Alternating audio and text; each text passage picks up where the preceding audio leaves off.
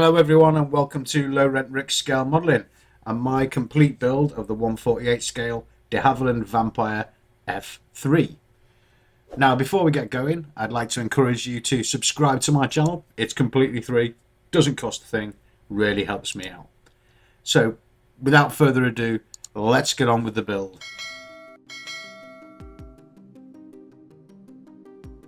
Now this kit came as part of the £100 Airfix aircraft mystery box, which I did a review on last month.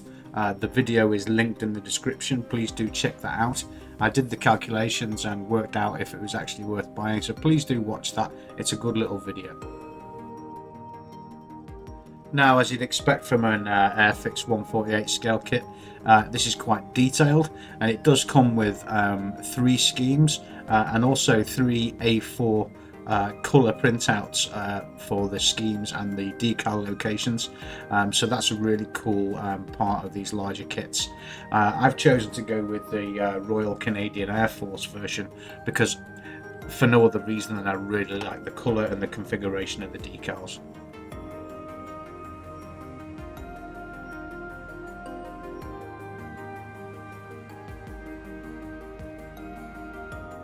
The sprues look to be in excellent condition. There's no visible flash. There's a few duplicate parts for different configurations, such as wheels up, wheels down, flaps up, flaps down, and the sprues look like it's quite a new mould. If you have any information, please do let me know in the comments. There is 1 or 2 marks on the first sprue, but I think that's just travel marks where the bag and the plastic are rubbing together as it rattles around in the box. Nothing to be worried about though.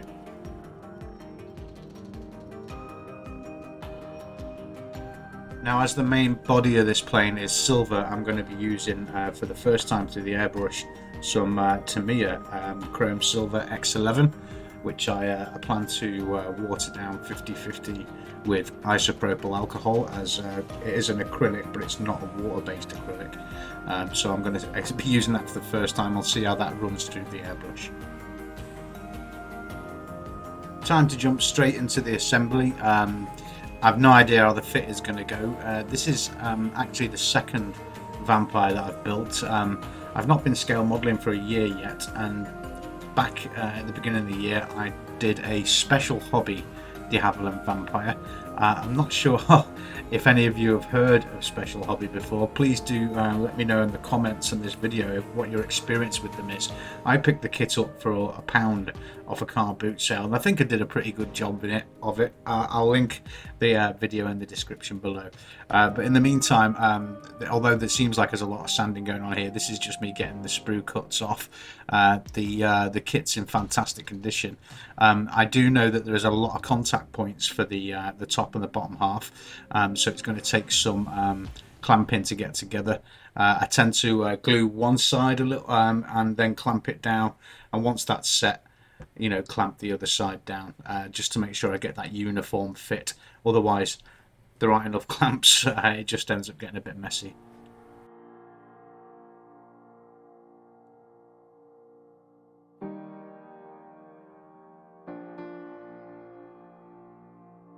It's time to get the paint ready, so what I'm going to do is I'm just going to use a Timu syringe just to get the ratio spot on. So I'm after a 50-50 mix. So what I'm going to do is I'm going to put an equal number of full syringes of isopropyl alcohol into the first mixing pot, and then I'm going to add an equal number of paints after, of course, giving it a good shake up. Now these chrome paints, I've used this one before with the brush. The coverage is absolutely fantastic. One coat will do it really, so thinning it down like this after a good shake up, I'm not sure how it's going to go down and lay down, so I'm just going to experiment a little bit. But this method allows me to make sure that the mixture that I'm putting in is exactly 50-50.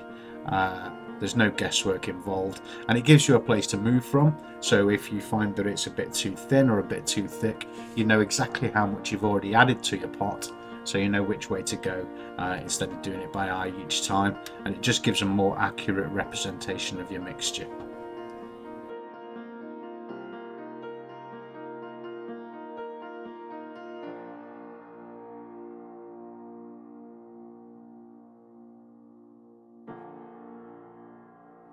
also the beauty of this method is, other than getting absolutely accurate, is that you can fill the syringe with air and use it to absolutely mix the paint. So drawing up a bit of fluid and a bit of air together into the syringe and then pumping it back into the mixing pot allows the paint to really mix with the thinner, and you get a really consistent mixture there. So it's another good nod towards the method of using these syringes. They're about £5. You get about 10-15 syringes with all different types of pipe nozzles instead of needles, and even caps to go over the end. So you know, they're easy to clean out, and not only that, they're cheap enough to chuck away and get a new set. So I really do recommend that you use this method. It's been quite good for me.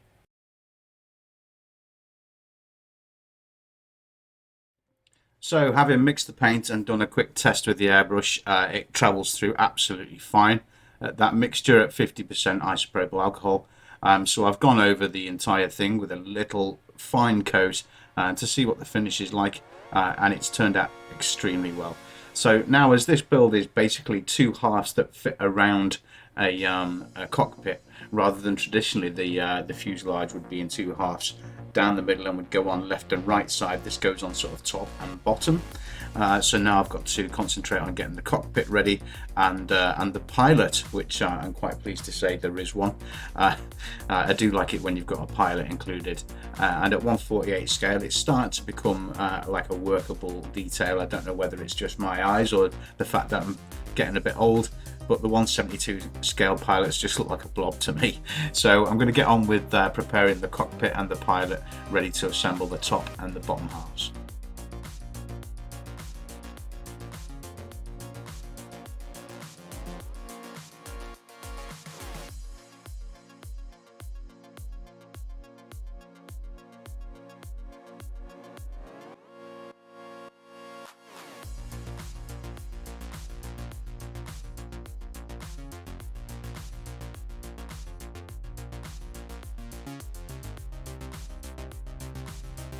The pilot's going to be painted in a few stages, so I've given him an undercoat of Peru Blue to give the thin washed colour. The main colour is going to be a dark green, so I'm going to give him a layered up wash so you can still see some of the contours of the fabric underneath coming through that thin washed green.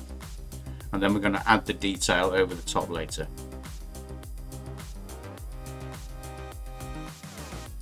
The cockpit assembly is pretty basic.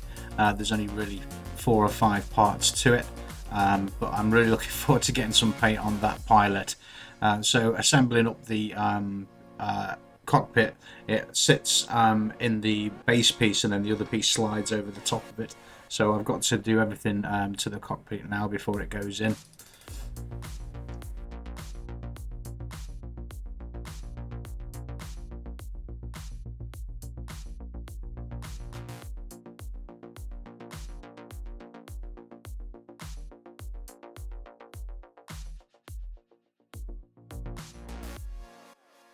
I really enjoy adding lots of detail to the pilot, even though for the most part nobody will ever see it. You'll just see his shoulders and his helmet poking out of the cockpit. But it's something satisfying about knowing that you've done the work and you've done that detail. What do you think? Let me know if you bother going to this level of detail just to have it all covered up once you pop him inside the plane. But there is something to it for me. I find it really satisfying.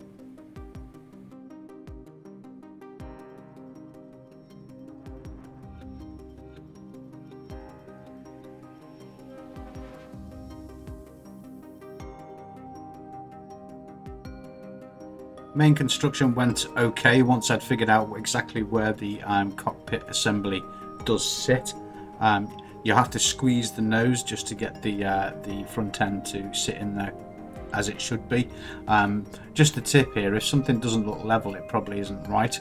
So I had to look at it for quite a while to get it to sit in there just right. Fit in the rear tail booms. Obviously not really a comparison, but the special hobby version of this was a nightmare to get these on. But these just snapped into place. There's a really good feeling about the fit and about how stable it is when they go together. So there wasn't really a problem to fit this top and bottom half together at this stage. Although there is a lot of points that have to meet up when you get the top piece to go on. So plenty of clamps is the order of the day, and a little bit of dry fit first to make sure it all fits together.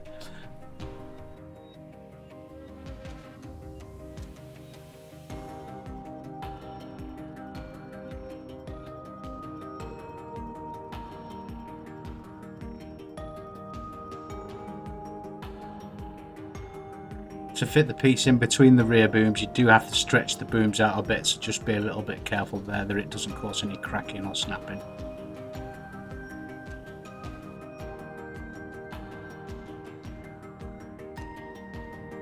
Now I need another light coat with the X11 as I'm going to mask up and start doing the red parts of the scheme that I've chosen. So I'm just going to go around all these exposed parts of plastic here and give them a coat with the X11 so I don't get any spray over, or minimise the spray over that I'll do on the red later, just to give it all that final touch. And you can see it getting shinier as the next coat of X11 goes on. It's really cracking paint, I do recommend it.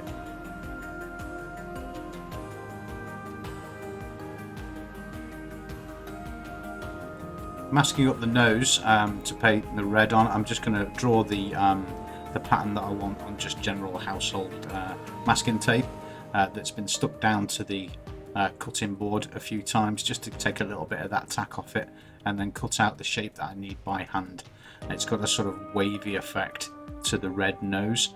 I'm not sure about these expensive masking tapes because I've never really had a problem using just general masking tape.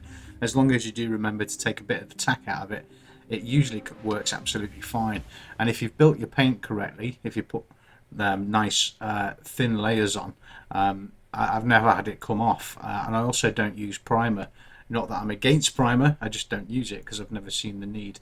So one mistake I did make here, and you'll see me messing about with the airbrush quite a bit, is I loaded it up with Vallejo model colour instead of model air, so the paint was incredibly thick, so I had to sort of water down the pot as I went.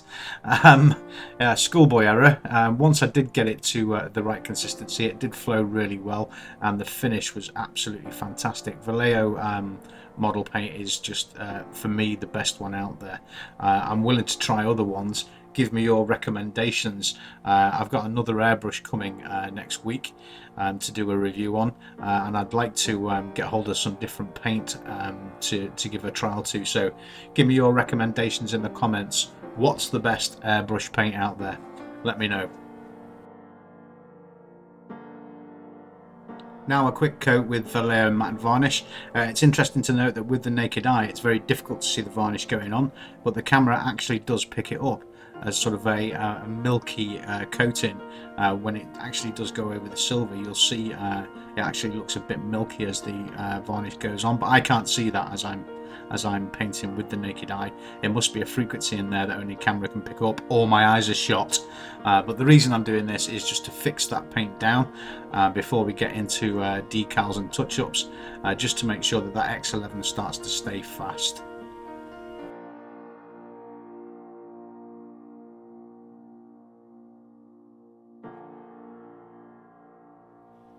I'm going to go for the flaps open build option. It's more complicated and the instructions aren't extremely clear on the parts that you need, because there are two versions. So what I've done is I've cut the closed version flaps out and I've put them to one side there next to the glue, and now I'm going to assemble each flap as we go. Each one has a sort of stand and a small piston. And then inside the airframe itself, to add a bit of detail, I'm going to give it a thin light green wash. I don't really care if it's accurate or not, I think it looks great. So the airframes that I've seen up close have got this sort of green sort of undercoat look, so I'm going to try and replicate that in the parts of the plane that you can see the inside while the flaps are open.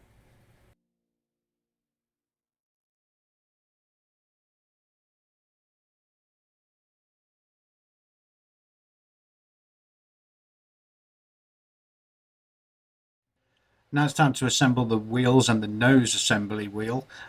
Something you must note here in the instructions, it does say to add nose weight if you're using this configuration. I won't be storing it standard up, it's going to be attached to a wall, but it does say to use 17 grams of nose weight. So I've never had to do that before. I suppose I'd use fishing shot. If you've got any other suggestions of what a good nose weight to achieve 17 grams in a small space would be, please let me know in the comments. I looked in there is a lot of space in the nose, and the thing is indeed imbalanced. So I'd like to know what your thoughts are, what you would use to balance this nose out.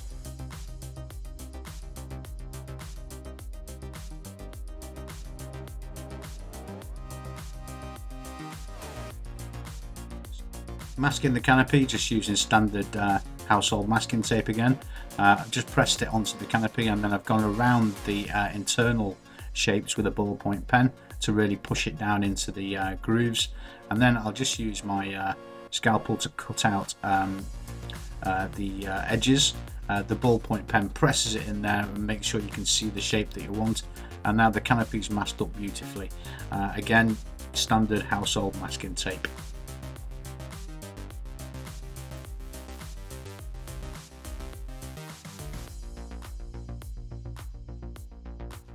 The canopy's had 3 coats of model colour in red, and then a final coat of Vallejo matte varnish, and I think you'll agree it's come out pretty well.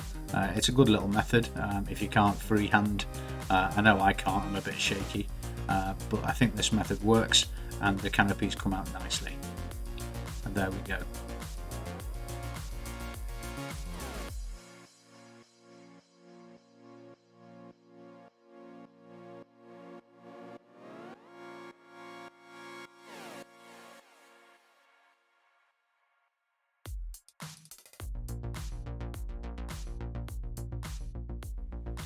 The decals are excellent quality and look really striking in this configuration on this scheme.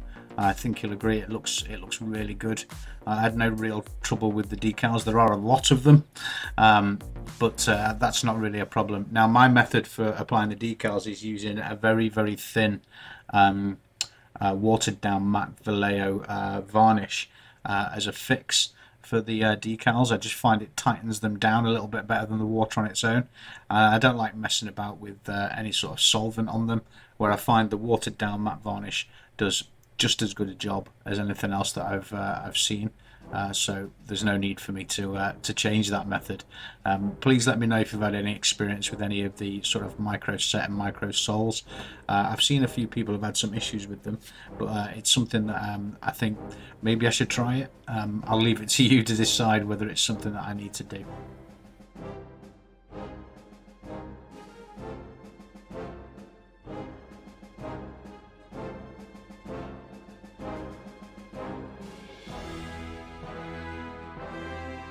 And so we come to the completed model. So just to recap over what we went through there.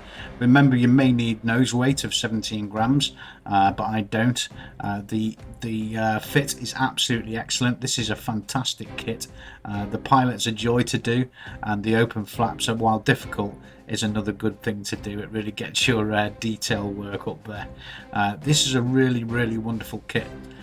It's on offer at the moment as of today, the 18th of November on the Airfix website, so go there and grab a bargain while it's still on offer. I really enjoyed this one. I think you'll agree it looks fantastic. Thank you so much for joining me again for another long video. Please consider subscribing or joining our Facebook group, Scale Modelling for Everyone. It's a fast growing group. We'd be very welcome. We'd love to see your work. All the links in the description below and ways to support my channel. Thank you so much, and I'll see you in the next video. Bye bye now.